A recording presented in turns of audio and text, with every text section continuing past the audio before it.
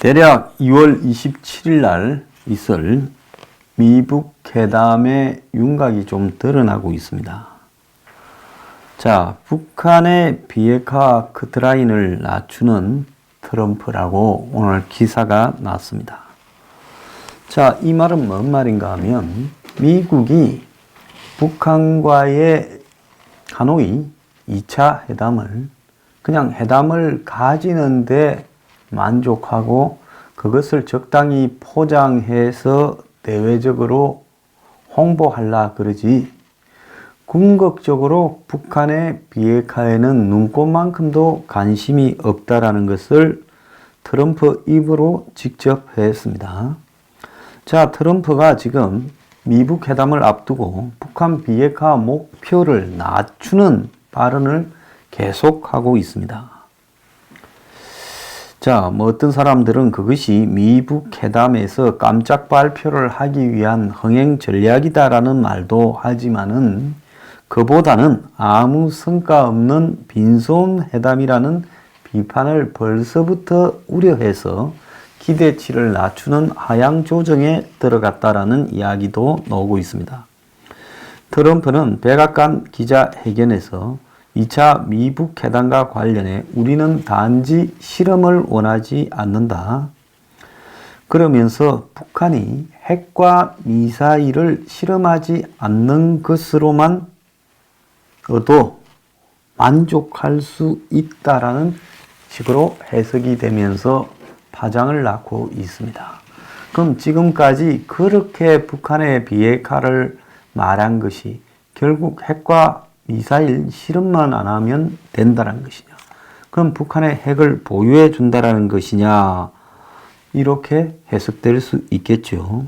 애초에는 CVID, 그 다음에는 FFVD라고 하더니만 그 다음에는 단계적 비핵화라고 북한의 비핵화의 주장을 수긍해주고 나중에는 동시적 비핵화라고 주고받는 식으로 가더니만 급기야 이제 이런 이야기까지 했습니다. 그래서 이번에 하노이 정상회담에서는 북한의 영변 핵시설 폐기, 그 다음에 동창리 미사일은 이미 진행된 거지요.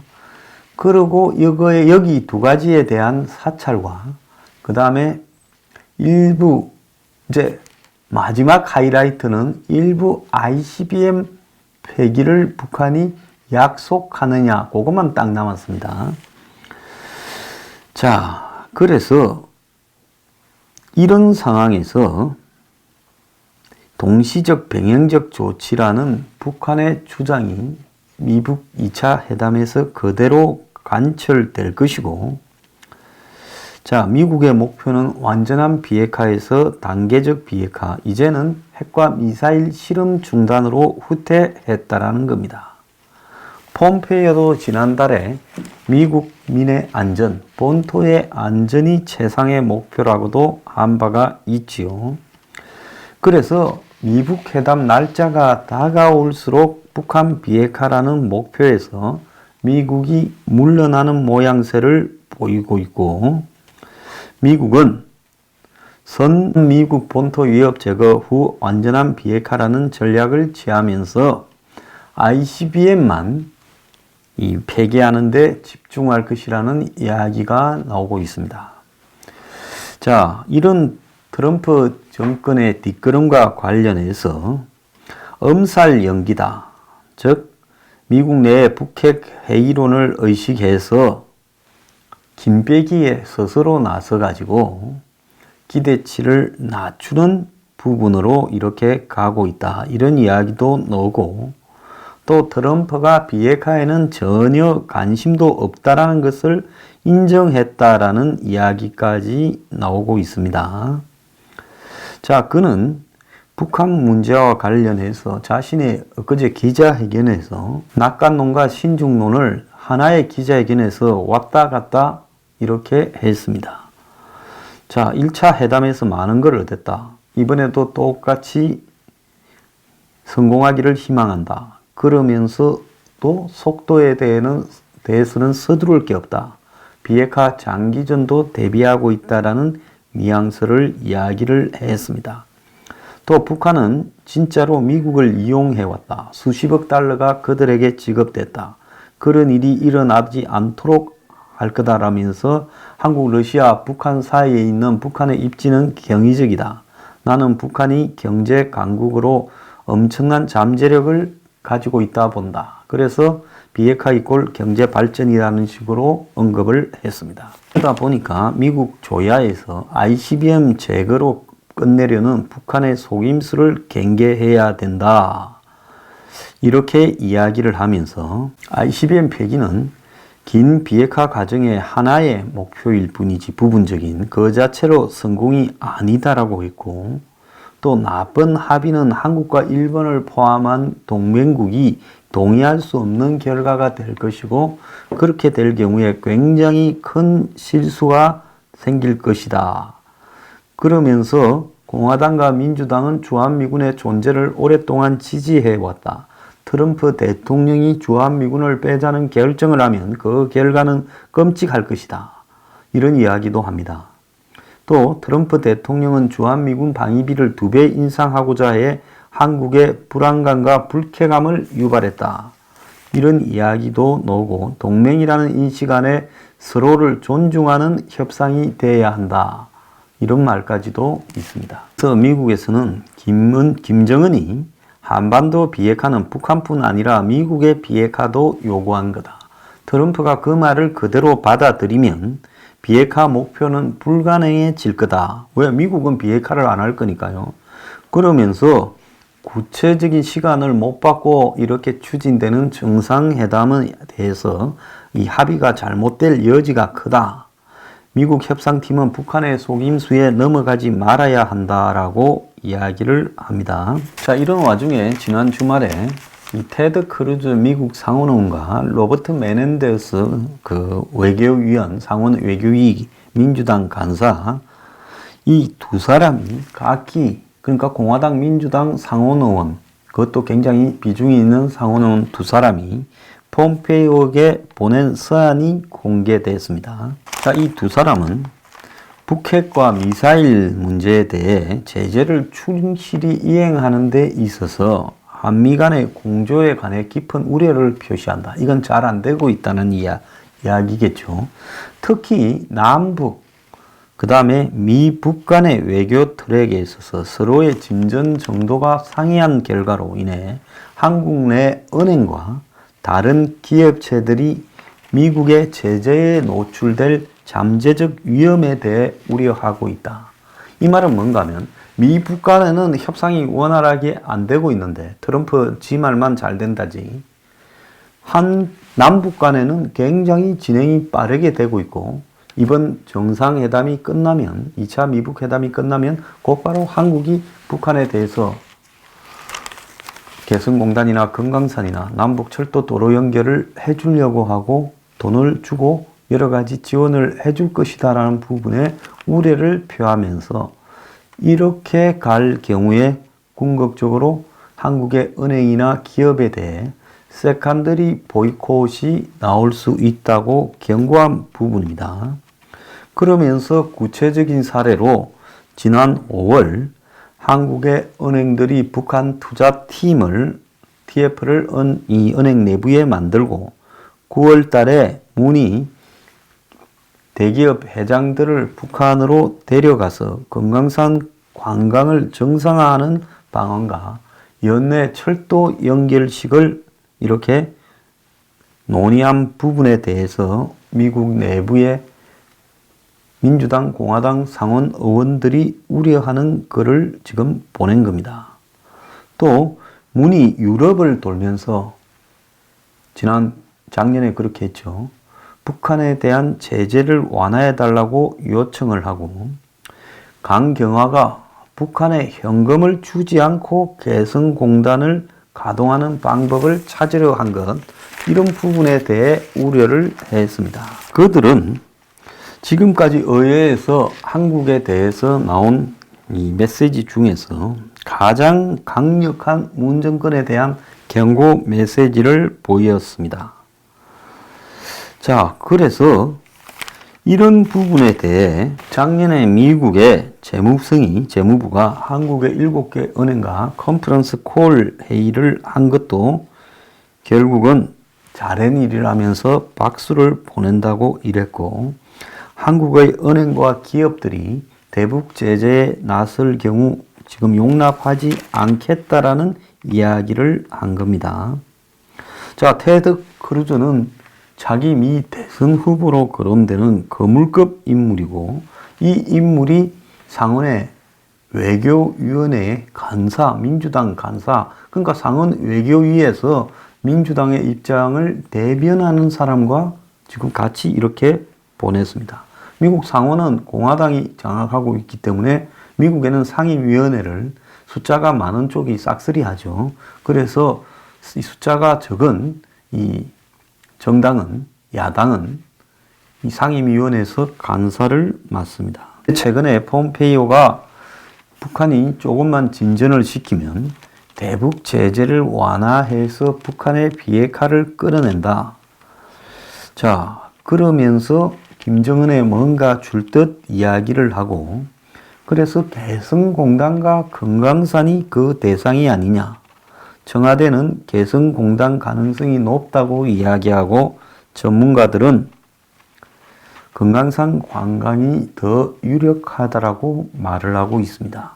사실은 미국의 상원에 공화민주당 의원들이 경고하고 나섰지만은 폼페이오 스스로가 한반도 안보 평화 메커니즘을 논의하고 있다라면서 북한의 제재에 대한, 북한의 어떤 비핵화에 대한 성의가 보일 경우 뭔가를 던져줄 수 있다고 암시를 한 겁니다. 북한의 한 열흘 정도 김창선이라고 김정은의 딸랑이 집사가 현재 하노이에 먼저 도착해서 여기저기를 둘러봤는데, 하노이에서 40km 떨어져 있는 이 삼성전자 공장을 둘러봤다는 겁니다. 그래서 김정은이의 하노이 동선에 삼성전자 공장도 포함되는 게 아니냐라, 이런 이야기가 나오고, 즉 베트남이 미국과 화해하고 이런 친미국가로 변하니까 실제로 북한이 자신들이 이번에 이 미국과 뭔가를 이루면 이 삼성전자를 북한 내부에서 이렇게 가동하는 부분을 사실상 허용해 달라고 이 중장기적으로 좀 암시하는 거 아니냐는 거죠.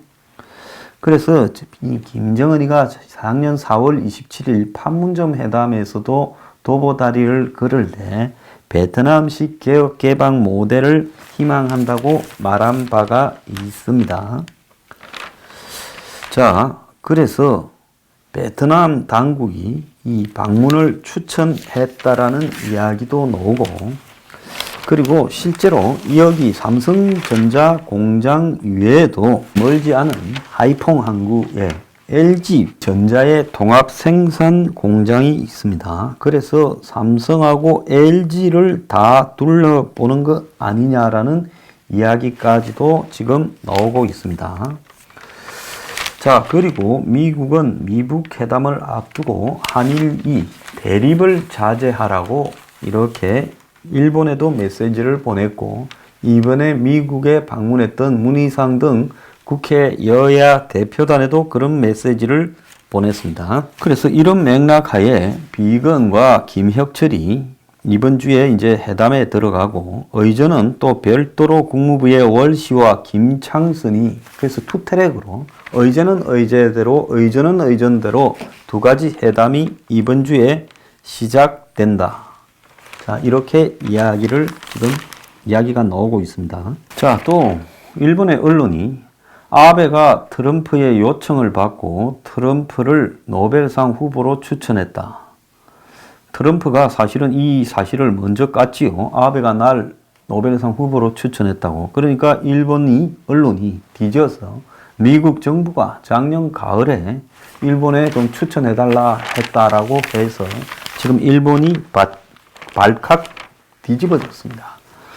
자, 그런데 미국의 국제전략문제연구소는 신고 안 된 북한의 미사일 기지를 지금 공개를 했습니다. 자, 이 미사일 기지는 이 함경남도 허천군의 상남리에 중장거리 미사일 기지가 있다. 지금까지 공개되지 않았던 기지입니다. 그래서 지하 경도 미사일 발사대 경납고 등이 있고 계곡 사이에 위치해 있고 지하 경도도 갖추어서 상당히 큰 규모다.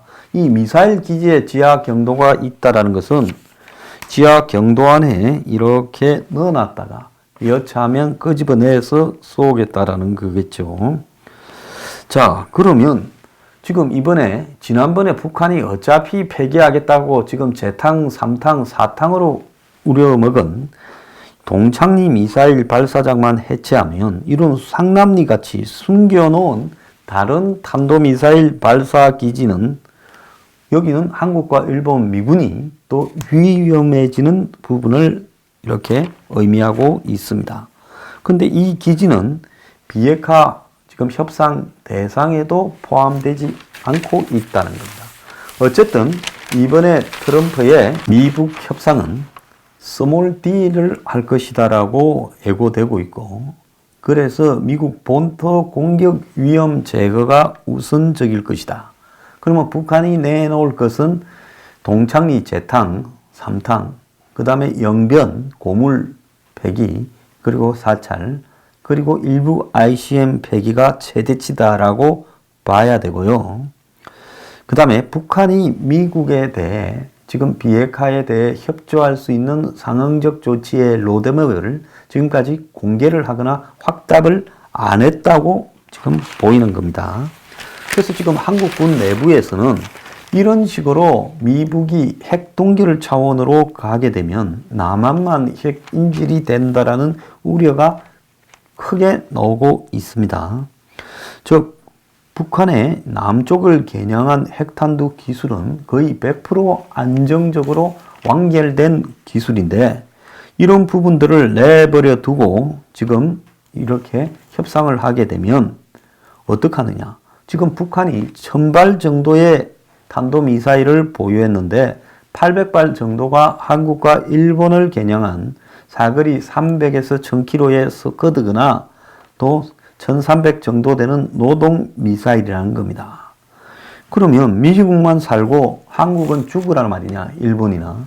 그래서 추가 회담을 해서라도 이 문제가 거론돼야 된다라는 이야기가 군 내부에 말로만 나오고 있고요.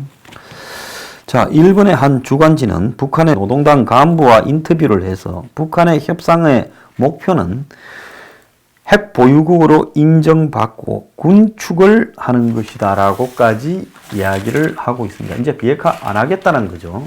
자, 여기에 이제 또 하나 우려스러운 것은 미국에서 지금 이 통상과 관련해서 자동차 문제에 대해서 지금 결론이 났습니다. 미국 상무부가요, 해외 자동차 수입이 미 안보에 위협이 된다. 이렇게 결론을 내렸고, 그래서 수입되는 자동차에 대한 고세율의 관세를 부과할 근거를 마련했고, 트럼프는 90일 내에 관세 부과를 결정을 하겠다는 겁니다. 그래서 트럼프가 지금 미북 회담을 했다가 그 결과에 대해 지금 욕을 먹게 되면 한 80일의 시간이 있는 동안에 한국에 대해서 화풀이로 아주 과감한 자동차에 대한 고율 관세를 부과할 수 있고 25%요. 그렇게 될 경우에는 한국이 자동차 업계가 수출에 직격탄을 맞게 된다는 겁니다. 만약에 한국이 25%의 이 안보상의 목적으로 고율 관세를 맞게 될 경우에 이게 무역확장법 232조에 포함된 내용을 상무부가 그대로 인정을 한 거죠. 그래서 그럴 경우에는 11조가 넘는 타격을 입게 될 것이다 라고 이야기가 나오고 있습니다. 자, 미북 회담의 결론은 지금 아주 회의적으로 가고 있고 북한의 페이스에 이미 말렸다. 새로운 뭔가 거창한 결론이 나올 가능성은 거의 없다. 그런데 북한은 지금 영변, 동창리, 그리고 일부 ICBM, 이건 안 할 수도 있습니다. 자, 그러면 미국이 줄 수 있는 것은 무엇이냐? 지금 금강산을 개성공단 둘 중에 하나 이렇게 허용해주고, 그 다음에 더 나아가서 종전선언을 해주고, 아니면 미국 연락사무소까지 해주는가? 또 종전선언이 아니라면 적대관계 청산선언과 그 다음에 평화선언 정도를 김정은이와 쇼 좋아하는 트럼프가 해버리는 겁니다. 차라리 선언으로 해버리면 좋겠어요. 그런 이유에서는. 그렇지만은 종전을 선언하게 된다라는 것은, 그것은 한국에는 큰 문제가 될 수 있다. 그래서 미북이 불가침 선언을 하거나 평화 선언을 하는 부분은 괜찮지만은 종전을 선언하는 부분은, 그것은 앞으로 평화 협정이 이제는 곧바로 눈앞에 다가오는 심각한 문제를 낳게 된다. 미국에서는 지금 여러 통로를 통해 이 주한미군의 위치는 변함이 없다라고 이야기를 하지만은, 트럼프라는 사람이 기회만 되면 주한미군을 흔들려고 할 것이고, 문재인과 민주당 정권은 주한미군을 내보내는 구실을 충분히 제공할 수 있는 상황입니다. 자, 그래서 이번에 트럼프와 김정은은, 결국은 트럼프는 자신의 정치적 입지 때문에, 김정은은 한마디로 북한의 핵 보유국으로 가는 지위를 인정받고 더 나아가서 종전선언을 이루어내려고 만나는 거다. 이렇습니다. 이제 중요한 거는 한국의 LG나 삼성이 만약에 협조할 경우에, 이번에 김정은이 시찰하는 데 도움을 주고 어쩌고 할 때 자칫 잘못하면 미국의 세컨더리 보이콧이 이제 북한과의 관계에서 제대로 풀리지 않고 있다 해서 트럼프가 돌변할 수도 있는 사람입니다. 그럴 때 한국의 대기업이 위험해질 수 있다. 저는 삼성하고 LG를 보고 김정은을 공장 시찰에 부르지 마라 권유하고 싶습니다. 물론 저들 마음대로 되는 것도 아니겠지만